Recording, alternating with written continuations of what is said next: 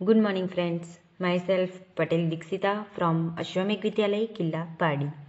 Friends, today we are discuss about Standard 6, Subject Science, Chapter number 12, Electricity and Circuits. Friends, in this unit we are discuss about electricity and electric cell. Then we learn about a bulb and a bulb connected to an electric cell. And we discuss about some different arrangement of electric cell and bulb.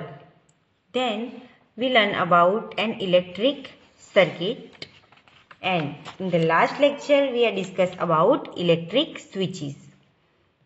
So today we are discuss about one interesting topic. It is electric conductors and insulators.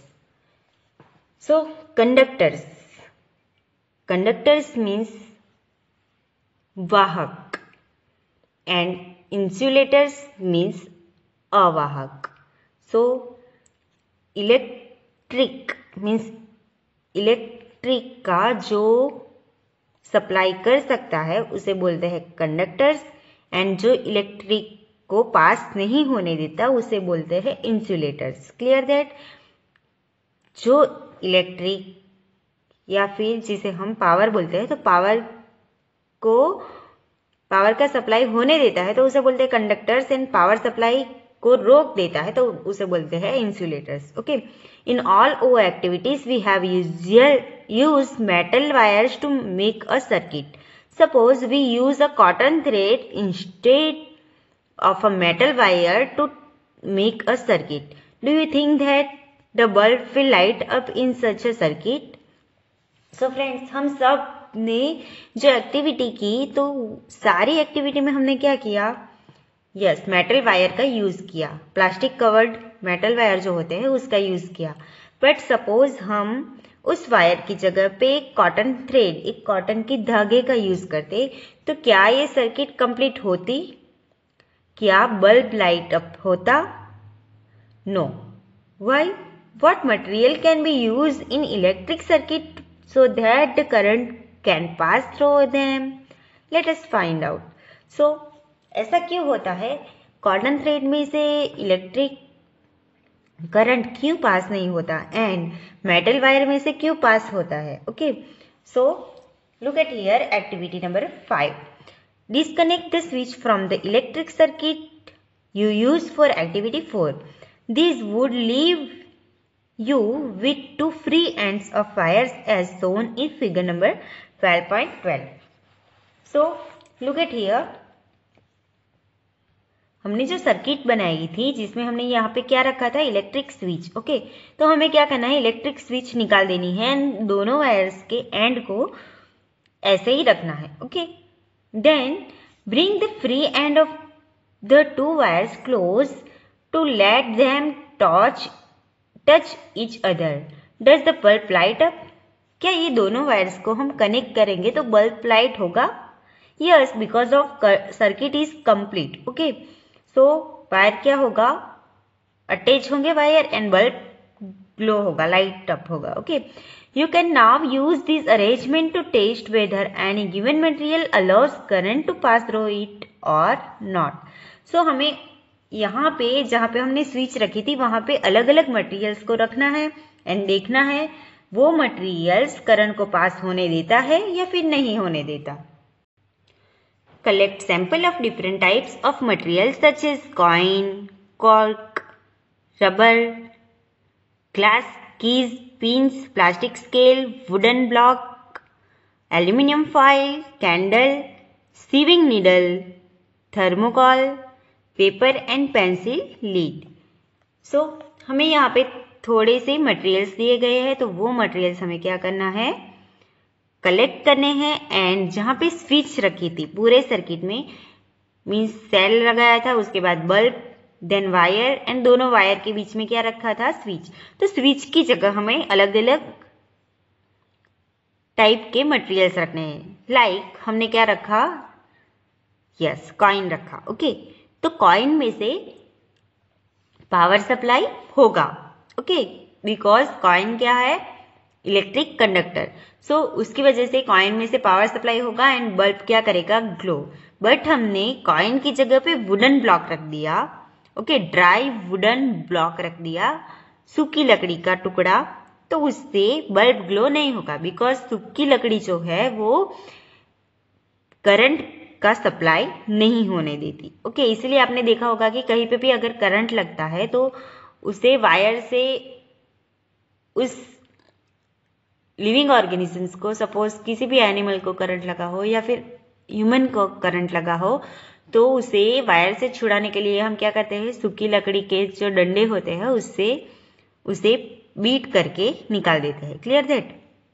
सो उसी तरह से paper में भी current pass नहीं होता and aluminium foil में पास होता है, बिकॉज वो क्या है, इलेक्ट्रिक कंडक्टर। ओके, कीज में भी पास होता है बिकॉज ये भी क्या है, इलेक्ट्रिक कंडक्टर। प्लास्टिक स्केल से पास नहीं होगा बिकॉज वो क्या है, इंसुलेटर। Clear that? सो ऐसे बहुत सारे मटेरियल है जो कि इंसुलेटर्स है एंड बहुत सारे ऐसे हैं जो कि कंडक्टर्स है। One by one bring the free end of the wire of your tester in contact with two ends of samples you have collected. Make sure that the two wires do not touch each other while you are doing so. Does the bulb glow in each case? So, आपको क्या करना है, ये activity करके आपको देखना है switch की जगह आपको अलग अलग ऑब्जेक्ट्स मीन्स डिफरेंट मटेरियल को रखना है, बट ध्यान रखना है कि दोनों वायर्स एक दूसरे से टच ना हो जाए। ओके, उसी मटेरियल से टच हो। ओके, सो सभी केस में बल्ब ग्लो होगा? नो, बिकॉज थोड़े जो मटेरियल है इसमें से वो क्या है, इंसुलेटर्स है जो कि करंट को पास नहीं होने देंगे, जिसकी वजह से बल्ब ग्लो नहीं करेगा। Make a table in your notebook similar to table number 12.1 and record your observation. So, यहाँ पे एक टेबल दिया गया है, so आपको भी एक ऐसा टेबल बनाना है एंड आपका ऑब्जर्वेशन इस पे लिखना है। Okay, now object use in place of the switch, material it is made of. So की किसकी बनी है, मेटल की। सो उसमें से पास होगा, यस, बल्ब ग्लो करेगा मीन्स करंट पास होगा। तो ये क्या है, कंडक्टर्स। इरेजर किसका बना है, रबर का। सो रबर में पास होगा current, no, means bulb glow नहीं करेगा। देन स्केल किसकी बनी है, प्लास्टिक की। सो उससे बल्ब ग्लो होगा, नो। ओके, बल्ब ग्लो नहीं होगा बिकॉज ऑफ ये क्या है, इंसुलेटर है। प्लास्टिक क्या होता है, करंट का इंसुलेटर। देन मैचस्टिक क्या है, वुड। सो अगर ड्राई वुड है तो ये करंट पास नहीं होगा एंड बल्ब ग्लो नहीं करेगा। Clear that? Now glass bangle means वो क्या है, ग्लास की है, तो इसमें से करंट पास होगा। सो फ्रेंड्स, ये दोनों एग्जांपल्स आपको फाइंड आउट करके अपनी बुक में लिखने हैं। Clear that? Now what do you find, the bulb does not glow when the free end of the wires are in contact with some of material you have tested. So ऐसे बहुत सारे materials है यहाँ पे जिसको हम switch की जगह लगाए तो बल्ब ग्लो नहीं करेगा। This means that these material do not allow the electric current to pass through them. On the other hand, some materials allow electric current to pass through them, which is indicated by the glowing bulb. Materials which allow electric current to pass through them are conductors of electricity. जैसे मैंने आपको बताया कि जो materials में से electric current pass हो सके तो उसे क्या बोलते हैं, कंडक्टर्स। डिफाइन द वर्ड में पूछा जा सकता है या फिर शॉर्ट क्वेश्चन में पूछा जा सकता है, what is conductors. So material which allow electric current to pass through them are conductors of electricity. Okay, and what is insulator, insulator किसे बोलेंगे हम, insulators do not allow electric current to pass through them. So जिस तरह से जो material electric current को पास होने देता है तो उसे बोलते हैं कंडक्टर्स। तो उसी तरह से ऐसे भी बहुत सारे मटेरियल्स हैं जो कि इलेक्ट्रिक करंट को पास नहीं होने देते, तो उसे क्या बोलते हैं? इंसुलेटर्स।